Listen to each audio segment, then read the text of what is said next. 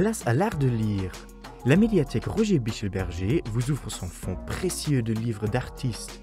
Ouvrages rares imprimés en très peu d'exemplaires, souvent numérotés, ouvrages précieux par leur forme, leur contenu, leurs illustrations. Les bibliothécaires prêtent leur voix pour vous faire découvrir l'un de ces livres.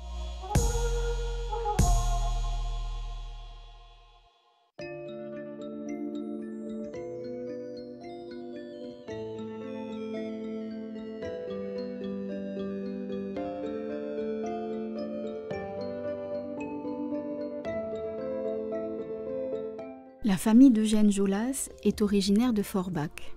Poète, écrivain, journaliste né en 1894 aux États-Unis, Eugène partage sa jeunesse entre l'Amérique et l'Alsace-Lorraine.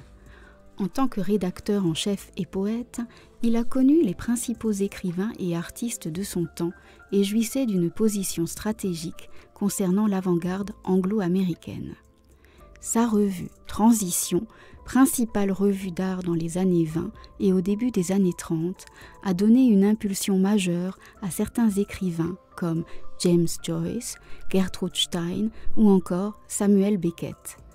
Il publiera en outre les premières traductions d'André Breton et de Franz Kafka. Il a également publié Ernest Hemingway.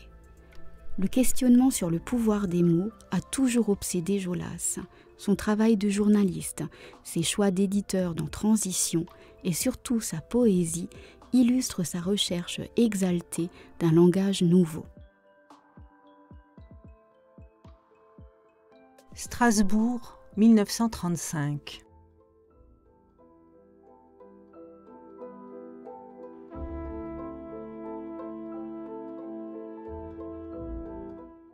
Warum bin ich müde?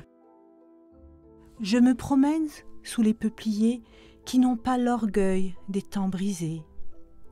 Le rideau de brume est déchiré, les sifflets se sont tus, les vagabonds ont oublié leur masque. Mon camarade aux proverbes de solitude.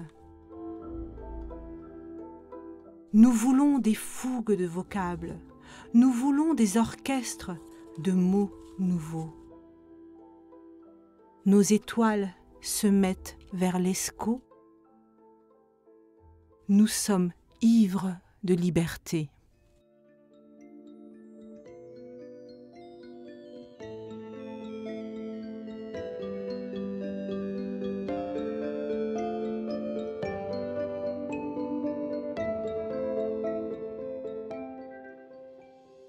L'illustratrice Claire Ilouz est une créatrice pour le moins singulière. Son approche à l'art s'accompagne en effet d'une grande curiosité, comme l'étude des civilisations.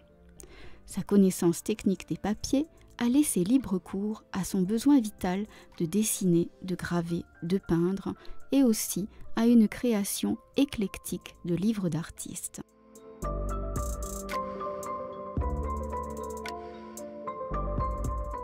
Un art qui rime avec rigueur, effort, avant d'aboutir à ce sentiment que l'œuvre est achevée et qu'elle peut être livrée au regard car elle est devenue autonome.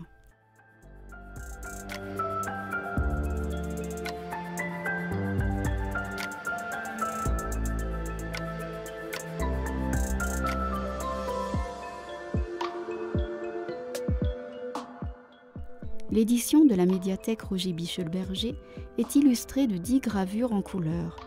L'exemplaire porte le numéro 3 sur 30.